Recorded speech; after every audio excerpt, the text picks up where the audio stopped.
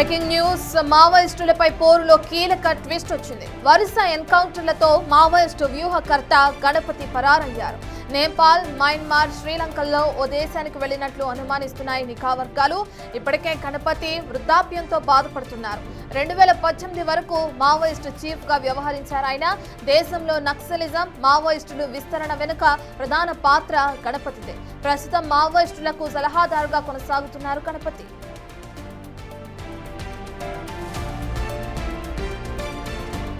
Maoist top leaders లో ఒక్కొక్కరిని భద్రతా బలగాలు ఏరవేస్తున్నాయి. 2026 మార్చి కల్లా మావోయిస్టు లేకుండా చేయాలంటూ అమిత్ షా ఆదేశాలు ఇచ్చారు. ఇందుకు అనుగుణంగా భద్రతా బలగాలు దూసుకెళ్తున్నాయి. దీంతో వరుస ఎన్కౌంటర్లు, లొంగుబాటులో మావోయిస్టులు బలహీనపడ్డారు.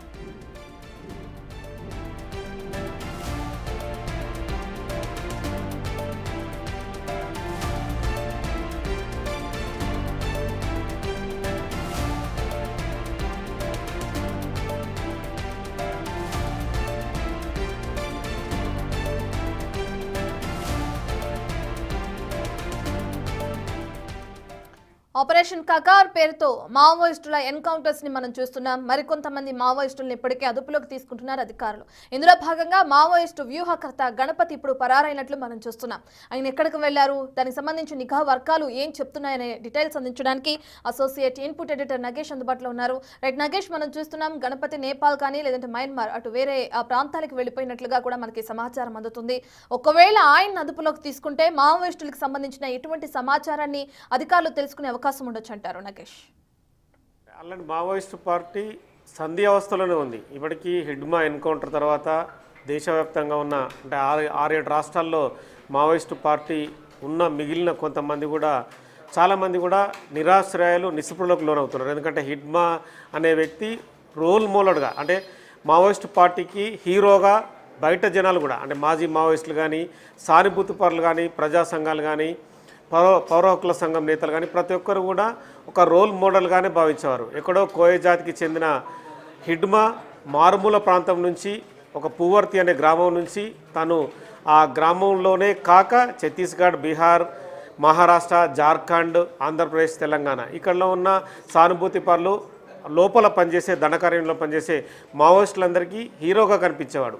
కానీ హిడ్మా ఎన్కౌంటర్ తర్వాత మావోయిస్టుల పరిస్థితి ఏంటనేది కూడా చెప్పడానికి చాలా వరకు అవకాశం లేదు.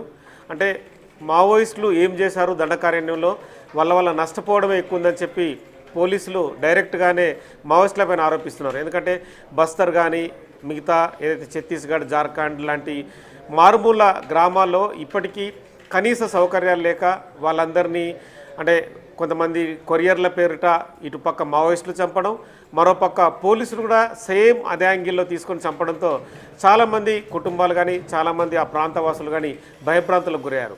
ఇక గణపతి గురించి చెప్పాలంటే మావోయిస్ట్ పార్టీలో కీలకమైన ట్విస్ట్ అని చెప్పవచ్చు. ఎందుకంటే గణపతి దేశం దాటి వెళ్ళిపోయాడని చెప్పి నిఘా వర్గాలు గుర్తించాయి.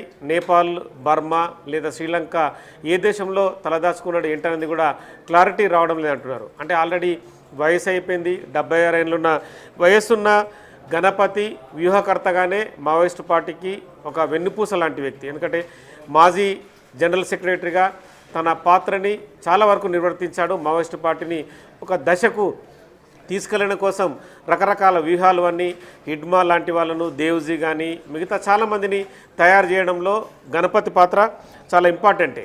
ఈ క్రమంలో గణపతి ప్రస్తుతం జరుగుతున్న ఇష్యూలన్నింటినీ బయటి దేశం నుంచి గమనిస్తున్నా కూడా ఖచ్చితంగా కమ్యూనికేషన్ అనేది కూడా కట్ అయిందని చెప్పచ్చు.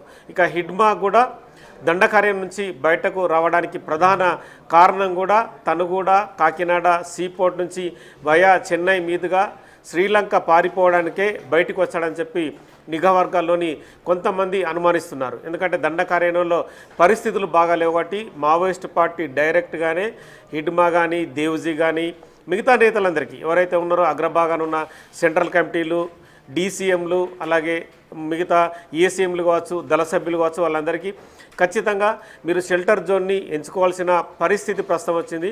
ఆపరేషన్ కగార్ నేపథ్యంలో ప్రస్తుతం అంటే వర్షాకాలం పూర్తిగా ముగింపు దశకు వస్తుంది.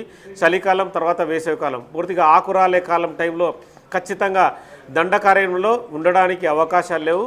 మనల్ని గుర్తిస్తారు, ఖచ్చితంగా ఎన్కౌంటర్లో చనిపోయే పరిస్థితి ఉంటుంది. ఏదైనా షెల్టర్ జోన్లో ఉంటే కనుక బతికి బయటపడే అవకాశం ఉంటుంది. ఒకవేళ పార్టీ మనుగడ మళ్ళీ సాధించాలనుకున్నా కూడా, మీరు పార్టీలో చేరాలనుకున్నా కూడా మంచి టైం చూసుకొని మళ్ళీ రావాలని చెప్పి కూడా చాలామంది సెంట్రల్ కమిటీ మెంబర్లకు ఇప్పుడున్న దేవ్జీ వాళ్ళందరికీ సమాచారం ఇచ్చి బయటకు పంపినట్టుగా తెలుస్తుంది. దేవ్జీ కూడా ప్రస్తుతం దండకార్యంలో లేడు, ఎక్కడో దగ్గర తలదాచుకున్నాడని చెప్పి నియోజకవర్గాలు గుర్తిస్తున్నాయి. నిన్న ఏఓబి ఆంధ్ర ఒరిస్సా బార్డర్లో కూడా తిప్పిరి తిరుపతి అలియాస్ దేవ్జీ కోసం విస్తృతమైన గాలింపు జరిగింది. ఇప్పటికి కూడా గాలింపు కొనసాగుతుంది. ఇవాళ కూడా మారేడుమిల్లో టెక్ శంకర్ ఎన్కౌంటర్ కూడా మావోయిస్టు పార్టీని ఖచ్చితంగా దిగ్భ్రాంతికి గురిచేసింది. ఎందుకంటే హిడ్మాకు బ్యాక్గ్రౌండ్గా ఉండి మందు పాత్రలు అమర్చడం కావచ్చు, తను దాడులు చేయడం కావచ్చు, పోలీసులపైన దాడులు చేసి చంపడంలో టెక్నికల్గా చాలా అంశాలని కూడా ఖచ్చితంగా హిడ్మాకు చెప్పేవాడు. హిడ్మా టెక్ శంకర్ చెప్పడం వల్లే చాలా ఇష్యూలలో కూడా హతమార్చడంలో తనకు సహకరించిన వ్యక్తి ఇవాళ చనిపోయాడు. ఎందుకంటే టెక్ శంకర్ కానీ హిడ్మా కానీ మిగతా దళసభ్యులు ఎవరైతే ఉన్నారో ఆల్రెడీ మొత్తం 13 మంది ఎన్కౌంటర్ అయిన నేపథ్యంలో వాళ్ళందరూ ఎక్కడో దగ్గర షెల్టర్ జోన్ తీసుకోవాలనే ఆలోచనలతోనే బయటకు వచ్చారు. ఈ క్రమంలోనే కాకినాడ అంటే మారేడుమిల్లి మీదుగా కాకినాడ సీపోర్ట్ నుంచి శ్రీలంక పారిపోవాలని చెప్పి ప్రయత్నం హిడ్మా అని చెప్తున్నారు. హిడ్మా మాత్రం లొంగిపోవడానికి ఎక్కడ ప్రయత్నం చేయలేదని చెప్పి నిఘా వర్గాలు చెప్తున్నాయి. ఎందుకంటే హిడ్మా లేఖకు సంబంధించి కూడా ఇవాళ బస్తర్లోని ఒక జర్నలిస్టుకు లేఖ రాశాడు. ఆ లేఖ సారాంశంలో భాగంగా తను లొంగిపోవడానికి సిద్ధంగా ఉన్నాను, హిందీ తెలుగు 2 భాషల్లో కూడా ఒక ఆడియో సందేశాన్ని కూడా మీకు త్వరలోనే పంపిస్తానని చెప్పి చాలా వరకు మీడియాలో ప్రచారం జరిగింది. కానీ ఆ ప్రచారాన్ని నిఘా వర్గాలు ఖండిస్తున్నాయి. హిడ్మా లొంగుబాటుకు ఎక్కడా ముందుకు రాలేదు. లొంగుబాటుకు వస్తే కనుక ఖచ్చితంగా తెలంగాణలో అవకాశం ఉండే, తెలంగాణలోని నిఘా వర్గాలు కూడా హిడ్మా లొంగుబాటుకు చాలా వరకు ప్రయత్నాలు చేశాయి. ఆ ప్రయత్నాలు మాత్రం ఎక్కడ సఫలం కాలేదు. కానీ తను దండకార్యం నుంచి బయటకు వచ్చి మారేడుమిల్లు మీదుగా బయటకు వెళ్ళడానికే చాలా వరకు ఇంపార్టెన్స్ చూపించాడని చెప్పి పోలీసులు చెప్తున్నారు. ఈ క్రమంలో నిఘా వర్గాలు కూడా ఇప్పటికే దండకార్యం ఖాళీ అయిన నేపథ్యంలో చాలా రాష్ట్రాల్లో, భారతదేశంలోని చాలా రాష్ట్రాల్లో చాలా ప్రాంతాల్లో కూడా తలదాచుకునే చాలామంది మావోయిస్టులు ఉన్నారు. ఇప్పుడు ఆటోనగర్లో, కాకినాడ కానీ ఏలూరులోని కొన్ని ప్రాంతాల్లో ఉన్నట్టుగా, అంటే వాళ్ళందరినీ పార్టీ ఆదేశించిన విధంగా వాళ్ళు ఇటుక బట్టీలలో కూలీలుగా పనిచేయడం కావచ్చు, రైస్ మిల్లుల్లో పనిచేయడం, లేదంటే బయట కూలీలుగా పనిచేస్తూ జీవనం సాగించాలని చెప్పి పార్టీ ఆదేశించింది. ఈ క్రమంలోనే ఆటోనగర్లో కానీ, కాకినాడ కానీ, ఏలూరులో కానీ గత 20 రోజులుగా వీళ్ళంతా తలదాచుకున్నారు. ఆ తలదాచుకున్న క్రమంలోనే వాళ్ళు రెగ్యులర్గా కూలీ పనులకు వెళ్తున్నారు. కానీ వీళ్ళకి సంబంధించిన కొరియర్ వ్యవస్థని నిఘా వర్గాలు కూడా పటిష్టంగా ఉంచి తమకు వచ్చిన సమాచారంతోనే గత వారం రోజులుగా కూపీలాగుతున్నాయి. ఆ ప్రాంతానికి మారువేషాల్లో పోలీసులు వెళ్ళి ఎప్పటికప్పుడు వీళ్ళ కదలికలను గమనిస్తున్నాయి.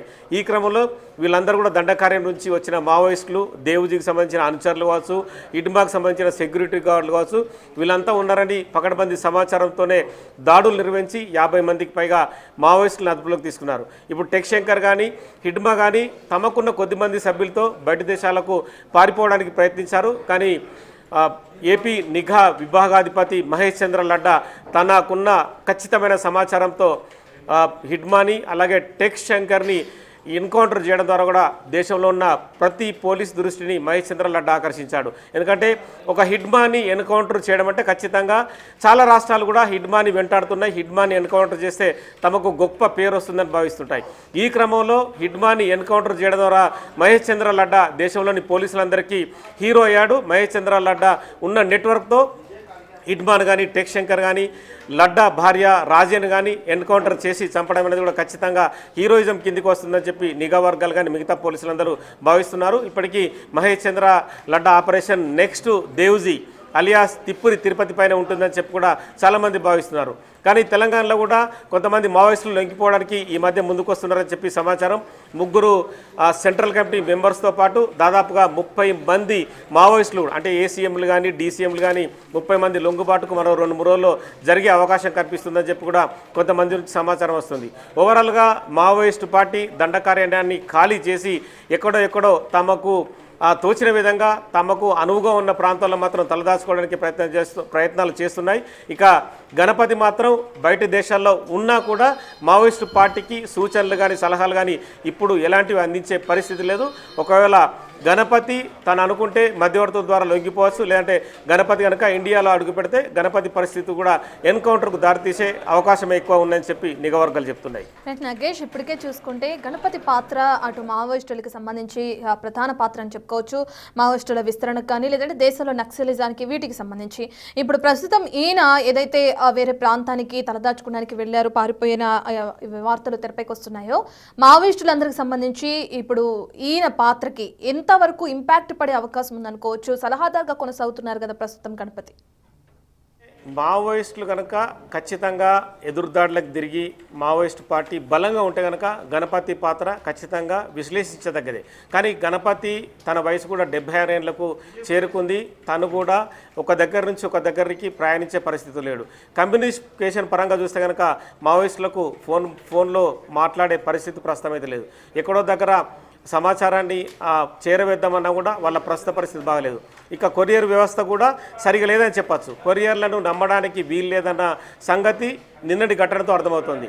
ఆశ్రయం ఇచ్చిన ఎవరైతే కొరియర్లు ఉన్నారో దండకార్యం నుంచి ఇంకొక సమాచారం కూడా బయటకు వస్తుంది. దండకార్యంలో హిడ్మా తన ఆయుధాలన్నింటినీ వదిలేసి బయటకు వచ్చిన క్రమంలో కూడా హిడ్మాకు సంబంధించిన సమాచారాన్ని ఎక్కడైతే దండకార్యంలో ప్రస్తుతం ఉన్న దళ సభ్యుడే తను కూడా ఛత్తీస్గఢ్ పోలీసులకు లొంగిపోయి ఆ సమాచారాన్ని పోలీసులకు చేరవేయడం ద్వారానే హిడ్మాను వెంటాడారు. హిడ్మాను వేటాడి ఎన్కౌంటర్లో చెప్పారని చెప్పి మరొక టాక్ కూడా వినిపిస్తుంది. సో ఇవన్నీ రకరకాల టాకులు వినిపిస్తున్న నేపథ్యంలో ఉన్న కొద్దిమంది సెంట్రల్ కమిటీ మెంబర్లు కావచ్చు, అలాగే డీసీఎంలు కావచ్చు, సీసీఎంలు కావచ్చు, పార్టీని నడిపించే విధంగా ముందుకెళ్లే పరిస్థితి ప్రస్తుతం కనిపిస్తోంది. ఇక బస్తర్ కానీ మిగతా జార్ఖండ్, ఛత్తీస్గఢ్, మహారాష్ట్రలో ఉన్న తీవ్రమైన ఏవైతే అటవీ ప్రాంతాలు ఉన్నాయో అటవీ ప్రాంతాల్లో ఇప్పుడు డెవలప్మెంట్ జరుగుతుంది. మావోయిస్టులు అనే వాళ్ళు ఖచ్చితంగా ఇక్కడ ఉండలేరు, ఉండే పరిస్థితి కూడా కనరావడం అని చెప్పి పోలీసులే చెప్తున్నారు. ఎందుకంటే మావోయిస్టులు ఉండడం వల్ల తమ ప్రాణాలకే ముప్పు జరుగుతుందని చెప్పి గ్రామస్తులు కూడా భావిస్తున్నారు. ఎందుకంటే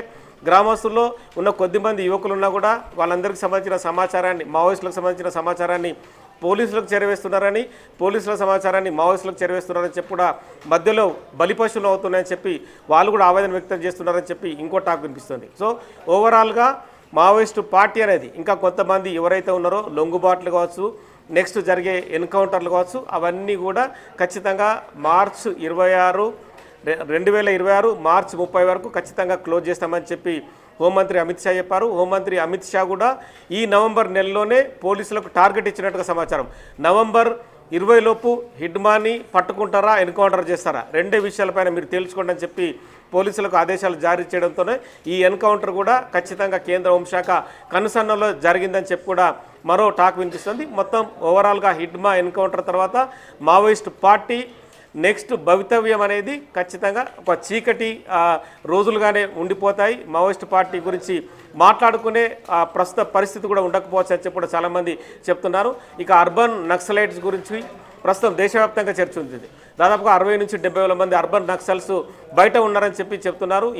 ఇవాళ బండి సంజయ్ కూడా అర్బన్ నక్సలైట్లు కొంతమంది రాజకీయ నాయకులుగా చెలమవుతున్నారని చెప్పి ఒక కామెంట్ చేశారు. సో ఇవన్నీ ఈ కామెంట్ల నేపథ్యంలో అర్బన్ నక్సల్స్ అనేది కూడా ఖచ్చితంగా పట్టణ ప్రాంతాల్లో యూనివర్సిటీలలో ఉన్నారు కావచ్చు, కానీ వాళ్ళందరూ కూడా ఏం చేయలేని పరిస్థితి ప్రస్తుతం కనిపిస్తుంది. అంటే ప్రభుత్వాలు కానీ నిఘా వర్గాలు కానీ ఖచ్చితంగా వాళ్ళందరిపైన దృష్టి సారిస్తాయి.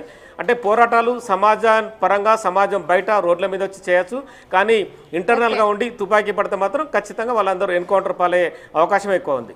Right, thank you Nagesh. ఇక మావోయిస్ట్ మార్చి ప్రధాన కార్యదర్శి గణపతి ఎవరైతే ఉన్నారో ఆయన పరారైనట్లు తెలుస్తుంది. దేశం దాటి వెళ్ళినట్లుగా కూడా మనకి సమాచారం అందుతుంది. నిఘా వర్గాల ప్రకారం ఆయన ప్రస్తుతానికి దేశంలో లేనట్టుగా కూడా సమాచారం అందుతుంది. తన కోసం కూడా చర్యలు తీసుకునే అవకాశం